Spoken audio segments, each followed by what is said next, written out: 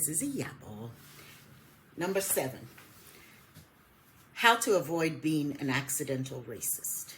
The 2 foundational skills required to not be this accidental racist. I got into this work through intercultural development work. I'm an intercultural development leadership coach, and I loved it. I especially given my multicultural, multiracial background, it was perfect fit.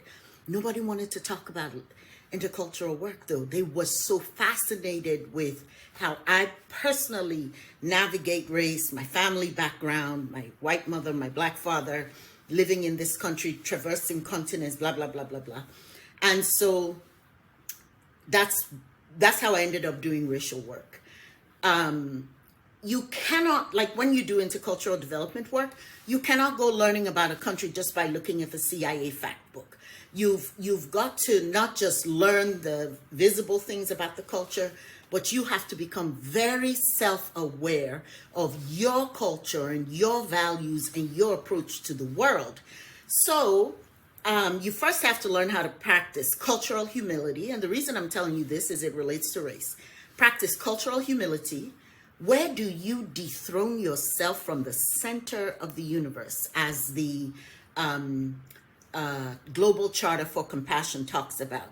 How do you dethrone yourself from the center of the universe? You become aware of what you do not know too.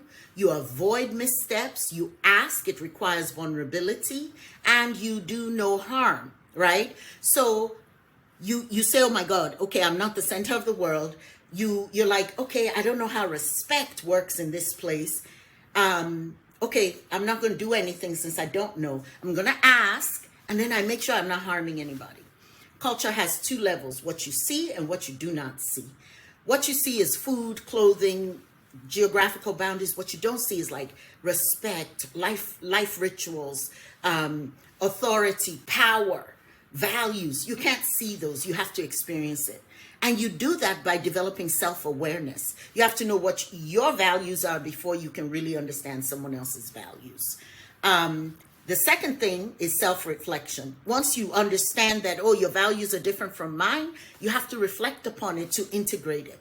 Self-awareness and self-reflection are those 2 foundational, essential skills necessary to avoid being an anti-racist. The next few videos are going to be about specific instances. Compassion. Give yourself a break. You don't have to know everything. What you have to know is yourself. Action. Google cultural humility. See what it's about and come up with a plan. Talk to someone. Thank you. Bye.